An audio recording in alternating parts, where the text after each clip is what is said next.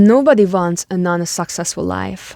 And at this day and age, when a person's worth is measured by how much they can show, it's really hard to feel like you are on the right track and not falling behind. That is the traditional way to feel like you achieved something in life. And then there are people who say society's standards are wrong and it's okay if you just figure it out. The ugly truth is, both of those concepts are failing you.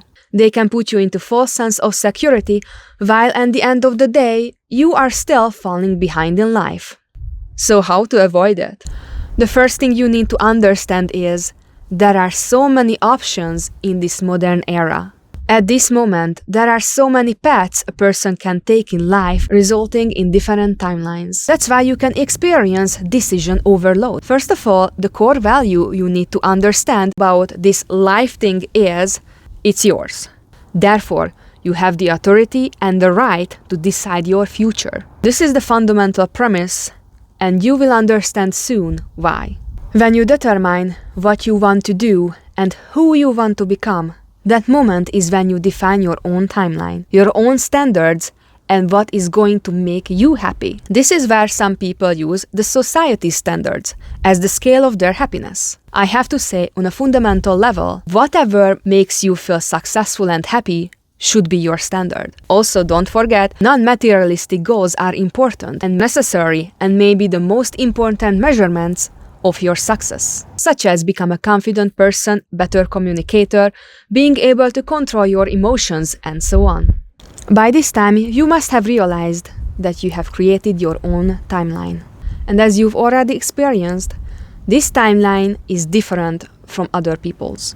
If you become a mom at the age of 23, while all your other friends are traveling, or if you build your first company at the age of 35, while those around you are doing the same, are 10 years younger. When these things happen, don't feel bad about yourself, because you are not on the same timeline as they are. One reason why we feel like we fall behind in life is because of false comparison. Comparing your life to a CTO's life when you know that all you want is a ranch with 40 horses is a dumb way to live. Probably by now, at least you found some peace in your previous decisions. You can admit to yourself, where I am right now is perfectly fine.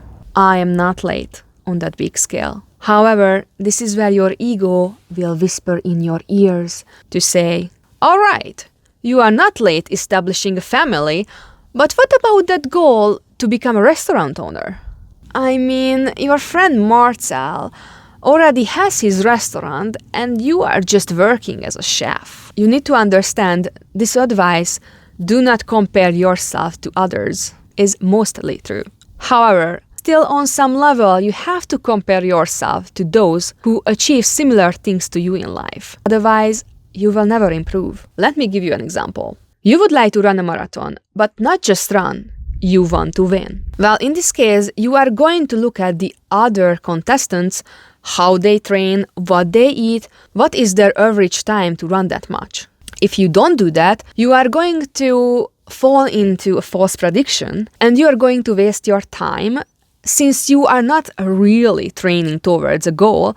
Plus, you might end up not being able to run the marathon because you had no comparison. But highly pay attention to what I'm saying next. Comparing yourself to others can be done in a way that helps you improve instead of raw judgment. If you did everything you could, ate healthy, exercised regularly, but still ended up in the last place group, you can still count it as a success because you tried your best and made the attempt.